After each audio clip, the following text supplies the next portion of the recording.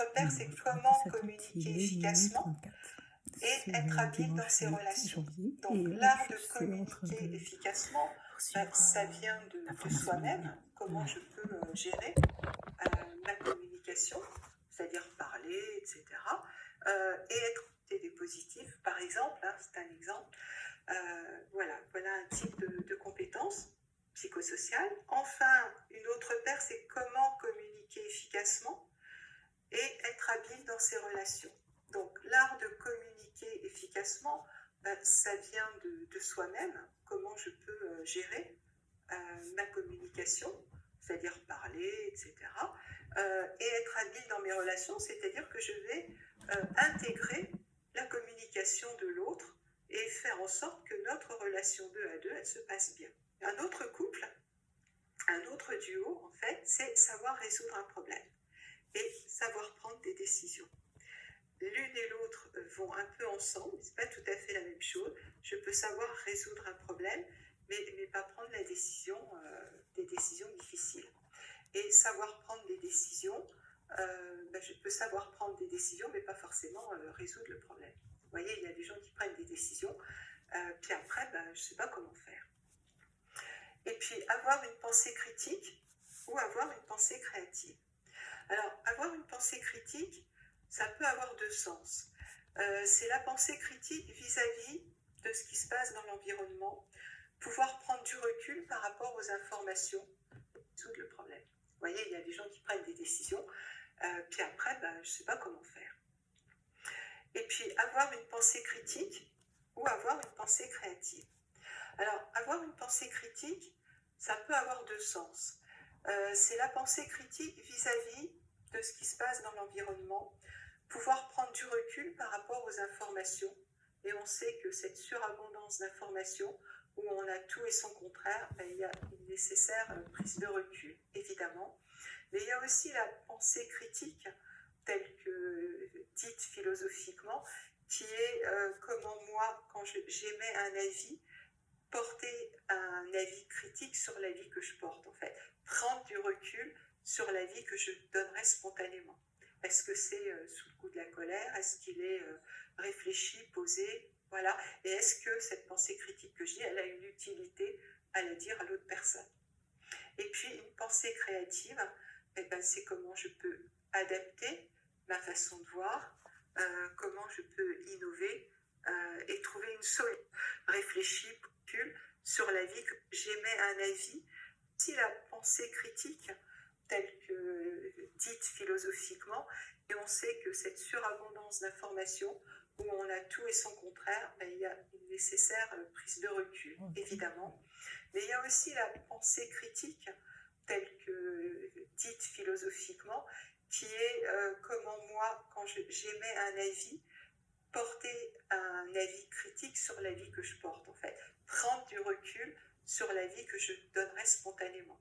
Est-ce que c'est sous le coup de la colère? Est-ce qu'il est réfléchi, posé? Voilà. Et est-ce que cette pensée critique que je dis, elle a une utilité à la dire à l'autre personne? Et puis, une pensée créative, c'est comment je peux adapter ma façon de voir, comment je peux innover et trouver une solution différente de mes habitudes. Voilà, très simplement.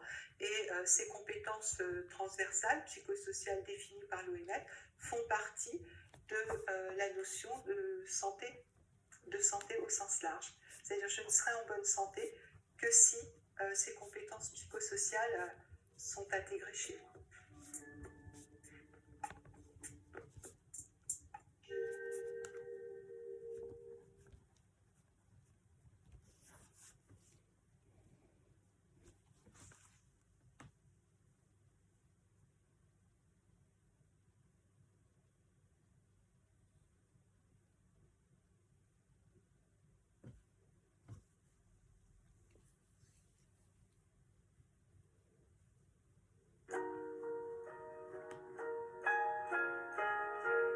Maintenant que j'ai fait ce zoom, ce qui est intéressant, c'est comment on va écrire une compétence. Donc l'écriture en compétence, c'est vraiment quelque chose qui est à prendre en compte et à savoir faire en tant que formateur, parce que nous sommes acteurs de développement des compétences. Alors, Ce que France Compétences nous indique, et France Compétences, c'est, vous savez, le gendarme des acteurs de compétences, c'est d'abord un verbe d'action, parce qu'une compétence, c'est une mise en situation. Elle s'exprime dans une situation donnée, donc c'est un savoir-faire dans une situation donnée. Donc, le verbe d'action, il est à l'infinitif. Donc, par exemple, écouter. Écouter, c'est une action. Du quoi? Quel est le sujet de l'action? Alors, j'ai dit le verbe, c'est écouter même attentivement. Pas seulement écouter, mais écouter attentivement son interlocuteur. Donc, j'écoute quelqu'un. Ensuite, pourquoi? Quelle est la finalité? Si c'est écouter son interlocuteur, bon, ok. Mais si c'est pour comprendre précisément son besoin, voilà, je dis le pourquoi. Et éventuellement, donc ça, c'est vraiment l'écriture d'une compétence. Un verbe d'action, le quoi et le pourquoi. Et toutes les compétences que je décrirai dans mes objectifs opérationnels, par exemple, devront comprendre un verbe, un quoi et un pourquoi.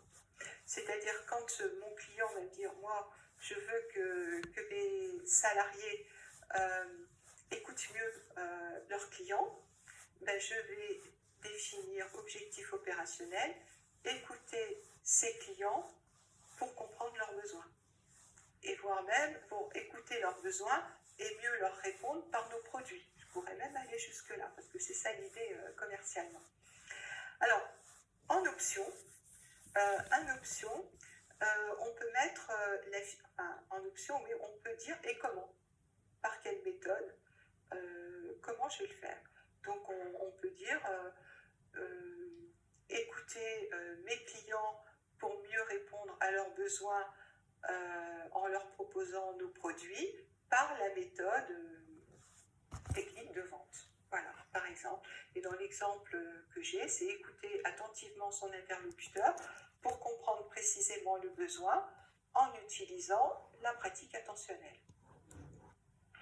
Voilà, ça c'est important, c'est vraiment un exercice que je vous encourage à faire pour vous dans vos formations pour comprendre précisément le besoin en utilisant la pratique attentionnelle.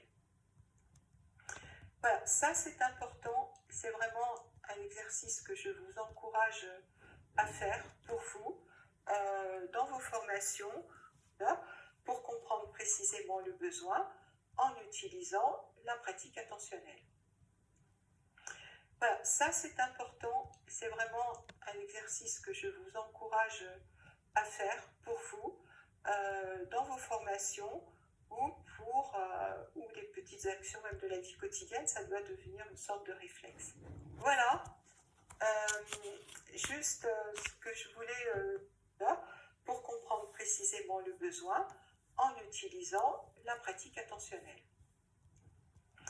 Voilà, ça c'est important, c'est vraiment un exercice que je vous encourage à faire pour vous dans vos formations ou les petites actions même de la vie quotidienne, ça doit devenir une sorte de réflexe. Voilà, juste ce que je voulais vous dire aussi pour terminer sur ces approches par compétences, c'est quelle est la différence avec l'approche classique dont on n'a pas parlé. Vous savez, c'est celle qui est exposé, exercice, exposé, exercice, exposé, exercice. Qu'est-ce que ça donne comme différence avec l'approche active en combinant active et par compétence? Donc dans le tableau, vous voyez que j'ai l'approche classique. Et bien derrière, je vais avoir des méthodes pédagogiques différentes. Avec l'approche classique qui était expositive, donc je vais avoir des méthodes qui sont magistrales, comme l'exposé, ou démonstratives. Je vous montre l'approche classique qui était expositive différente.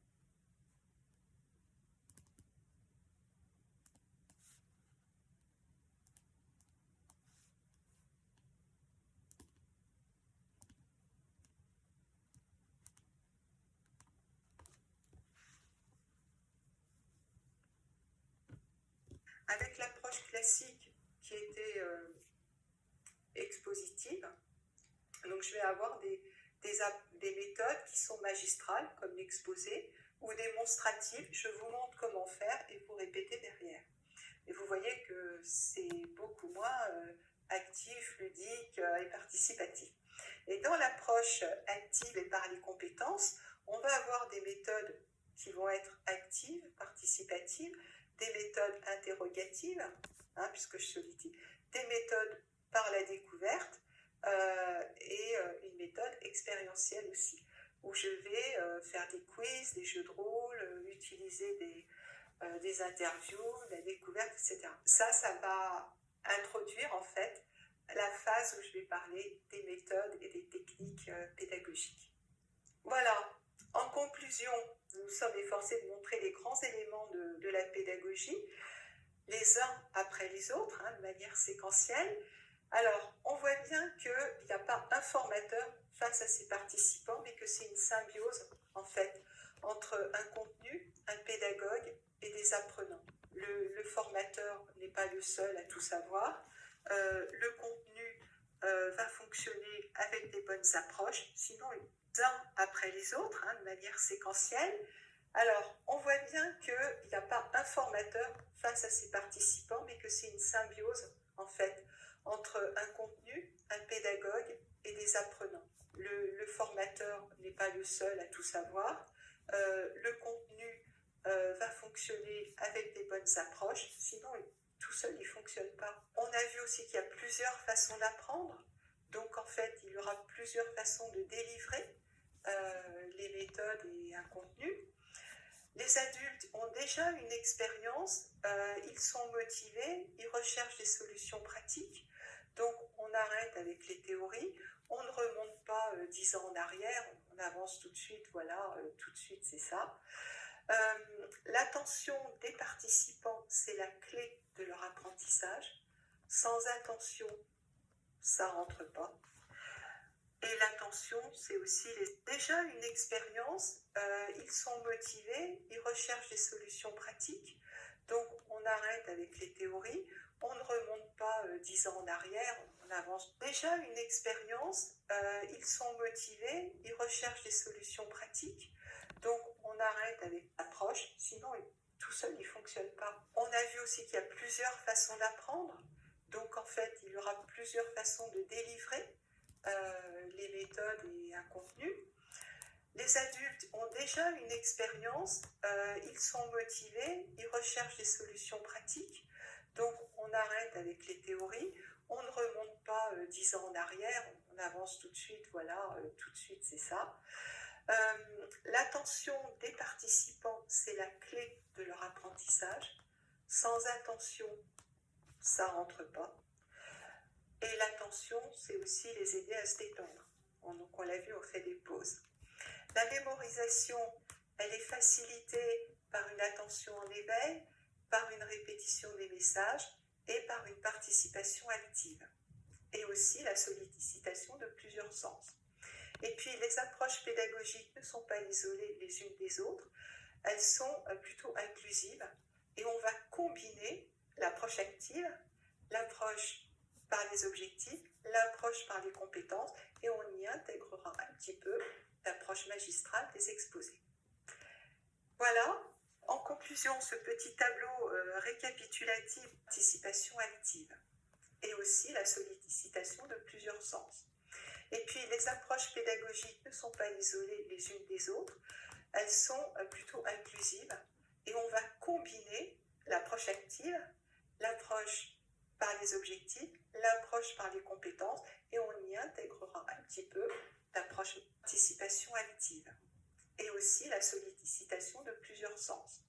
Et puis les approches pédagogiques ne sont pas isolées les unes des autres, elles sont plutôt inclusives et on va combiner l'approche active, l'approche par les objectifs, l'approche par les compétences et on y intégrera un petit peu l'approche magistrale des exposés. Voilà, en conclusion, participation active et aussi la sollicitation de plusieurs sens. Et puis les approches pédagogiques ne sont pas isolées les unes des autres, elles sont plutôt inclusives et on va combiner l'approche active, l'approche par les objectifs, l'approche par les compétences, l'anticipation active et aussi la sollicitation de plusieurs sens.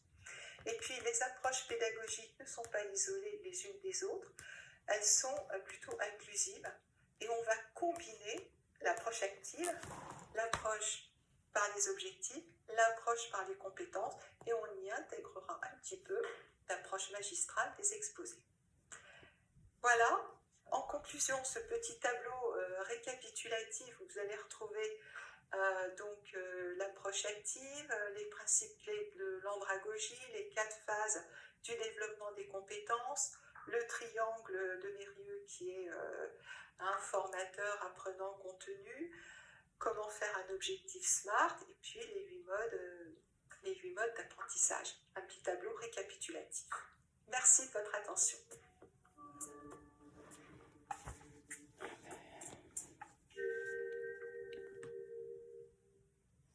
Pas simple.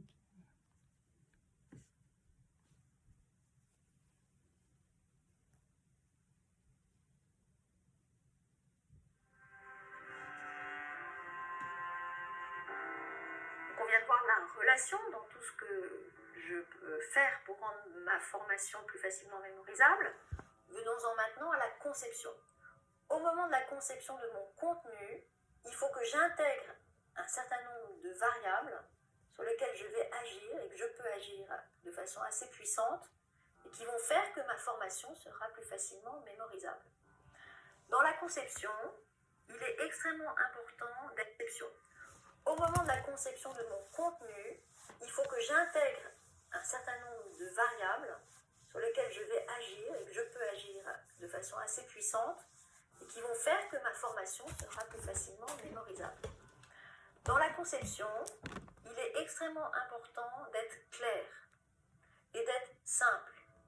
Tout langage jargonnant, on l'a déjà vu, mais je le redis, tout langage trop abstrait ne va pas être assimilé et ne va pas être retenu.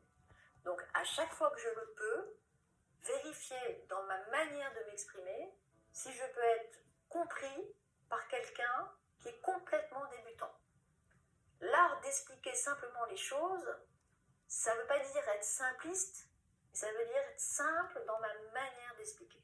Deuxième point, dans la conception, la structure de mon cours, la structure de mon enseignement, la structure de ce que je dis. Plus on est structuré, plus on est facilement mémorisable. Et il est bon d'annoncer ce qu'on va dire avant de le dire. Parce que quand on est à l'oral, il faut pouvoir avoir des points d'accroche. Et les points d'accroche, c'est l'annonce du plan qui me permet de savoir où je me situe au moment de la formation. Donc la structure, une structure donc bien précise. En général, on dit 3 points, ça peut être moins, ça peut être plus. Ou une structure, une autre manière de structurer, qui est tout à fait facile à mémoriser, c'est la structure sous forme d'une histoire. Et c'est ce qui s'appelle le storytelling. Pourquoi ? Parce que les histoires, c'est ce que notre cerveau retient le plus facilement. On est fait pour retenir des histoires. Et d'ailleurs, tous les grands mythes, qui sont les mythes de fondation des civilisations, ce sont toujours des histoires. Et même si on n'a pas beaucoup de culture, par exemple religieuse ou biblique, on retient, on se connaît tous ce poème de la création ou ces débuts de l'histoire de l'humanité que sont les mythes. Pourquoi on les retient ? Parce que précisément, ils sont construits sous forme d'histoire. Autre exemple, les enfants sont souvent, on leur raconte des contes. Le conte, c'est une histoire où il se passe un certain nombre d'événements, mais ce sont des histoires qui sont toujours porteuses d'un enseignement, et en général d'un enseignement d'ordre moral. Par exemple, je peux donner l'exemple de La Belle et la Bête. La Belle et la Bête, c'est l'histoire d'un garçon qui a été transformé en bête parce qu'il n'était pas charitable, il manquait de charité. Et pour le faire redevenir un homme, il faut qu'il parvienne à obtenir un baiser d'une fille. Ça, c'est l'histoire. Mais il y a un enseignement derrière ce conte.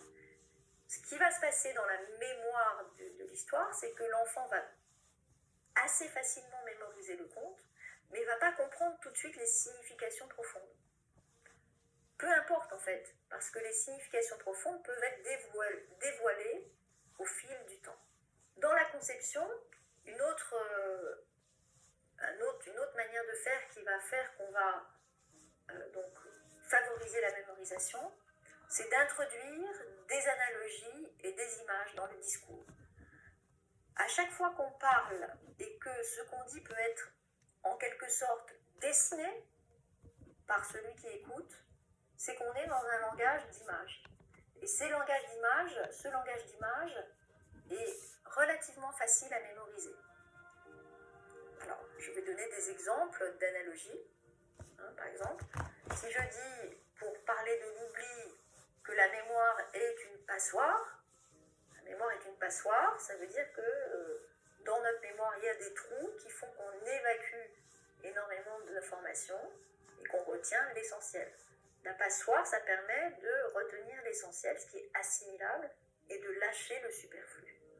C'est une manière d'expliquer la mémoire. Par exemple, dans notre mémoire, il y a des trous qui font qu'on évacue énormément d'informations et qu'on retient l'essentiel. La passoire, ça permet de retenir l'essentiel, ce qui est assimilable, et de lâcher le superflu. C'est une manière d'expliquer la mémoire. Par exemple, autre exemple, pour démarrer un apprentissage nouveau, on peut comparer ça au décollage d'une fusée. Lorsqu'une fusée décolle, il faut beaucoup d'énergie au démarrage, au décollage, et on ne voit pas la fusée partir bien vite. Elle décolle très lentement. Et ensuite, une fois que l'énergie a bien été dépensée au départ, alors il y a une impression de fluidité, la fusée peut décoller, et ensuite elle va très vite et très loin. Tout ça pour dire que tout apprentissage nouveau va consommer beaucoup d'énergie au démarrage, et que c'est absolument normal. De même, il faut beaucoup d'énergie pour faire décoller une fusée, il faut beaucoup d'énergie au démarrage d'un enseignement nouveau. Une analogie qui peut nous faire comprendre les difficultés de démarrage. Autre conseil pour favoriser la rétention, c'est un démarrage lent. On a tendance, quand on est expert, à sauter un petit peu les étapes de démarrage. C'est une erreur.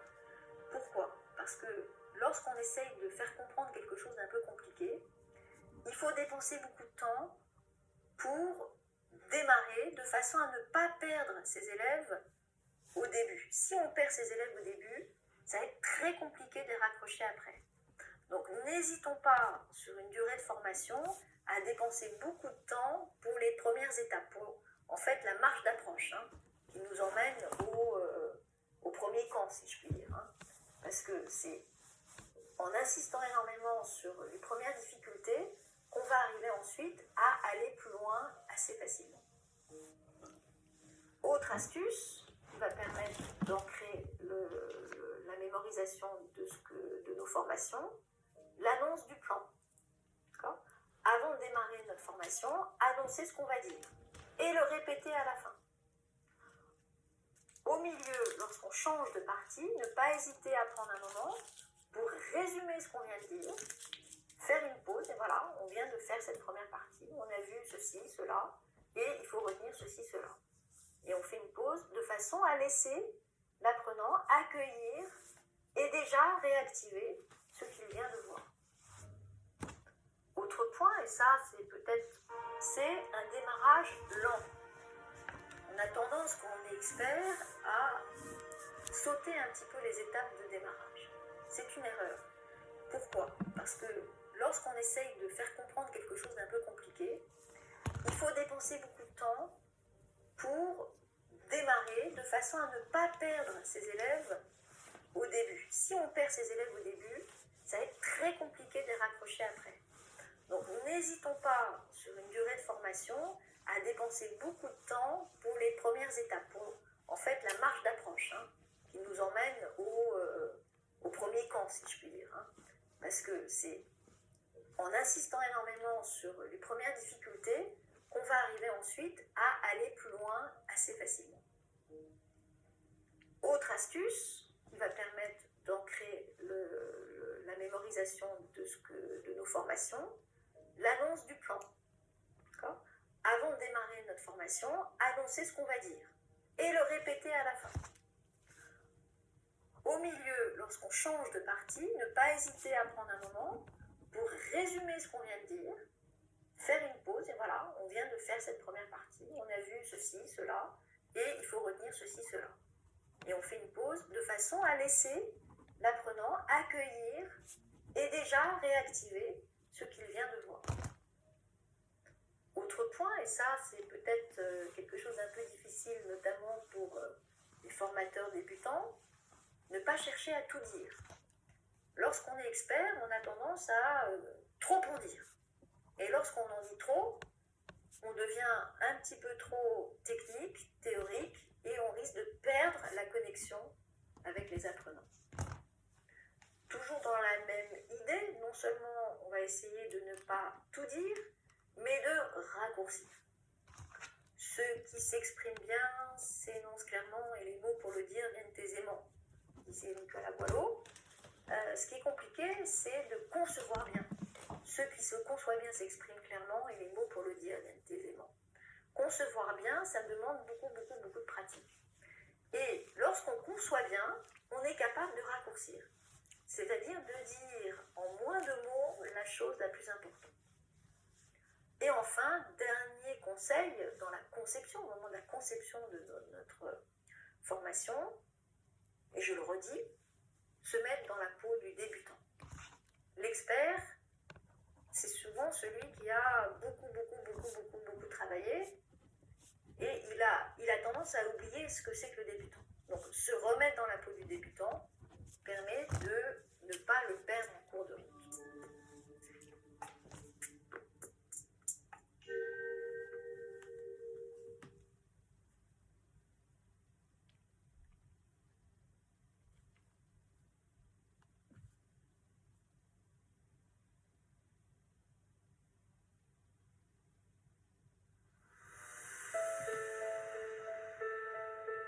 J'en ai fini avec la conception, donc tout ce qu'on peut mettre au moment de la conception de notre formation. Et maintenant, j'en viens à ce qu'il faut éviter. C'est en positif ce qu'il faut faire et ce qu'il faut éviter. Alors à éviter, évidemment, c'est un peu le contraire de ce que je viens de dire en fait. C'est en négatif, en creux, en fait, par rapport à ce que j'ai dit en plein. Le manque de clarté, à éviter. Le manque de simplicité, le manque de structure.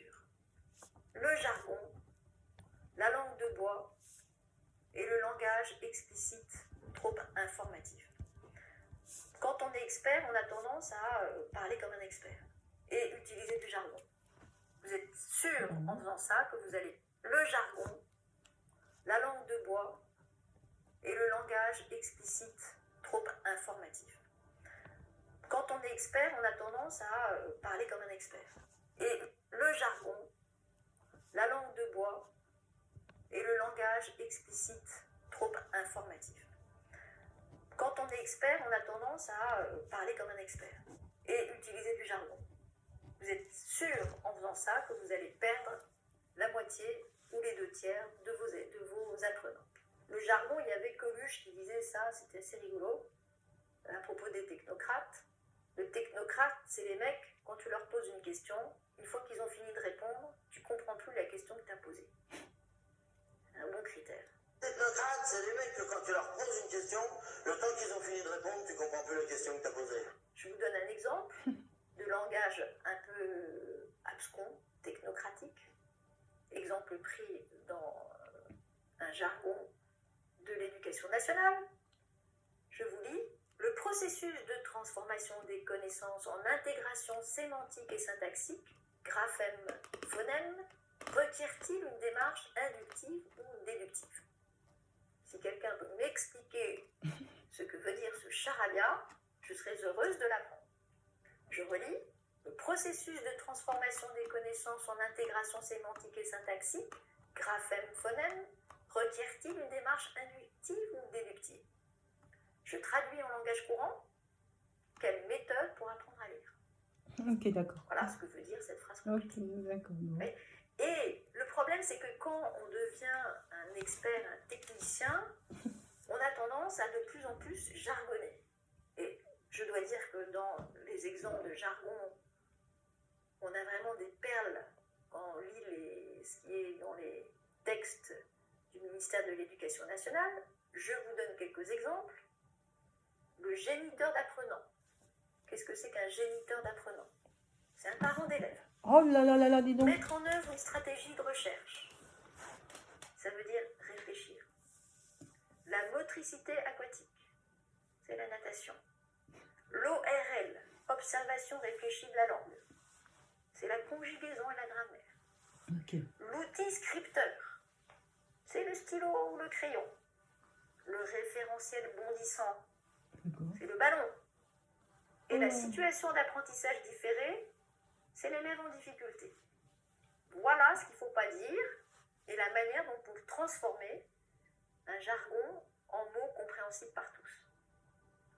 Le jargon, on a vu que c'était pas idéal, mais il y a un autre danger qui guette tous les experts, c'est la langue de bois. La langue de bois, c'est quoi? C'est parler pour ne rien dire. On peut dire une chose et son contraire avec des mots qui servent à rien. Et la langue de bois, c'est vraiment un danger qui guette absolument tous les formateurs. On peut voir un exemple dans cette vidéo. Non, ça va pas défini comme ça. Un humoriste, mais il met le doigt, il je pointe vais le extrêmement définir, bien mais ce que c'est que la langue je de bois. n'aurais pas dit ça. Je vous laisse découvrir cette vidéo.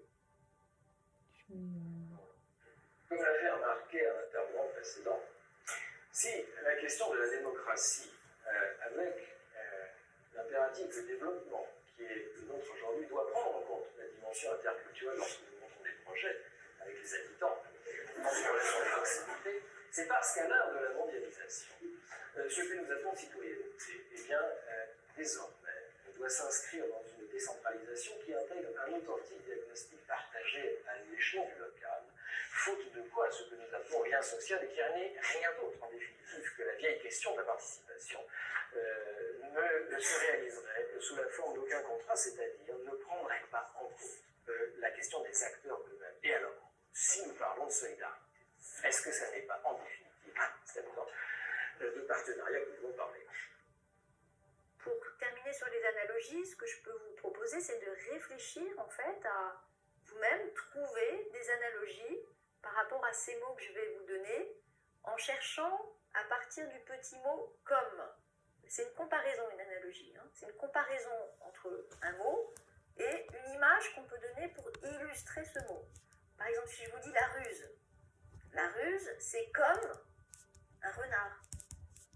Si vous ajoutez l'image du renard, ça vous fait mieux comprendre ce que c'est que la ruse. Parce que le renard, on sait très bien qu'il va habilement réussir à manger la poule en creusant un trou sous le poulailler ou en glissant par la porte entrouverte lorsque le propriétaire de la poule a le dos tourné, etc., etc.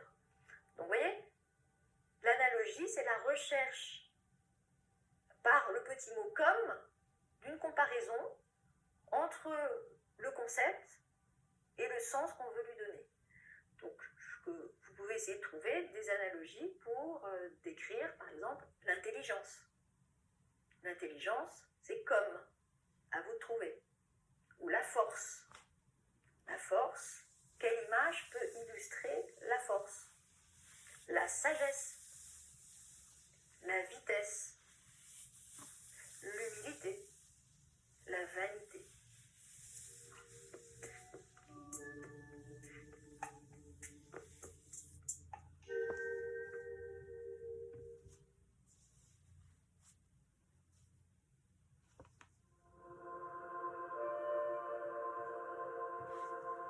Voilà, parler du rythme. Le rythme, c'est en fait la manière de rythmer un contenu de façon à conserver l'attention du public et de favoriser, puisque c'est toujours notre but, la rétention et l'appropriation des connaissances.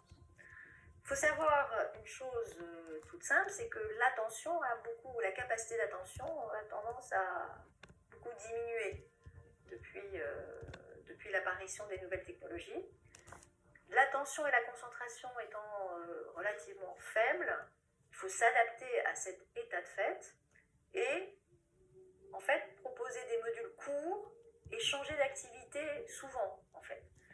Si vous avez, dans une formation, souvent il y a une partie un petit peu théorique descendante et puis une partie d'appropriation. La partie théorique, faire en sorte que le découpage soit des séances courtes de théorie, suivies de séances plus longues d'appropriation par le jeu, par les questions, par le quiz, par ce que vous voulez. Ne pas oublier de changer d'activité relativement souvent, parce qu'il y a une lassitude assez rapide du sujet qu'on est en train de traiter. Alterner entre des phases de haute concentration et des phases de plus faible concentration, qui sont les phases d'appropriation. Quand vous avez fini une phase intense qui demande beaucoup d'attention, beaucoup de réflexion, il est bon de faire une pause. Une pause pour permettre de restaurer la capacité d'attention. Introduire des pauses, ça permet vraiment de redonner du dynamisme, ça demande beaucoup d'attention, beaucoup de réflexion. Il est bon de faire une pause. Une pause pour permettre de restaurer la capacité d'attention. Introduire des pauses, ça permet vraiment de redonner du dynamisme et de l'écoute à la formation. Instaurer aussi des respirations.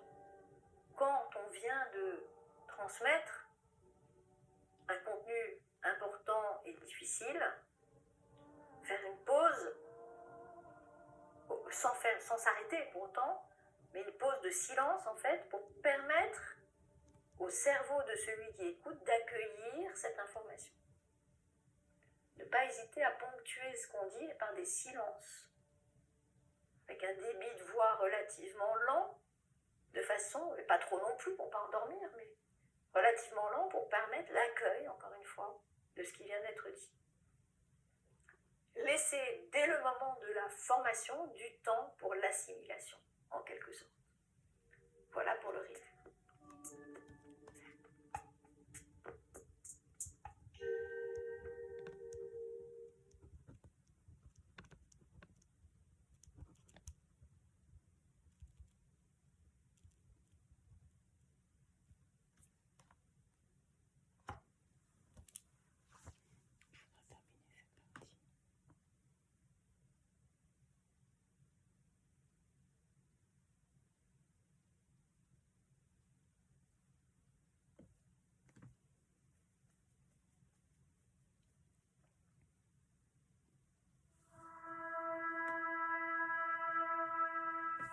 Le quatrième point est l'engagement actif.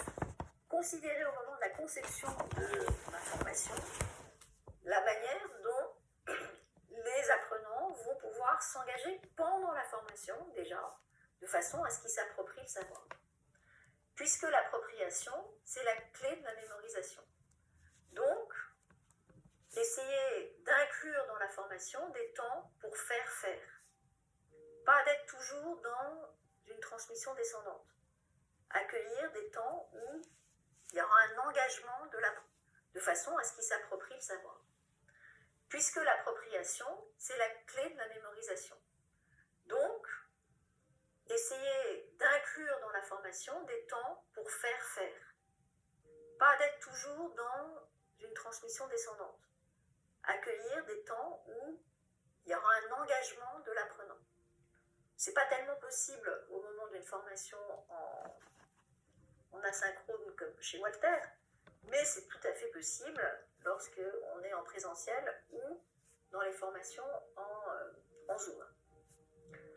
Un bon critère, c'est le temps de parole. Pour être sûr de laisser beaucoup de temps dans la formation à l'appropriation, à l'engagement actif des élèves, se dire qu'il ne faudrait pas que je dépasse en temps de parole, moi formateur, à peu près 30% de la durée de formation. Si la formation est sur une journée, en général c'est ça qui se passe. Je commence à être fatiguée, donc il vaut mieux que je laisse, puis je crois que ça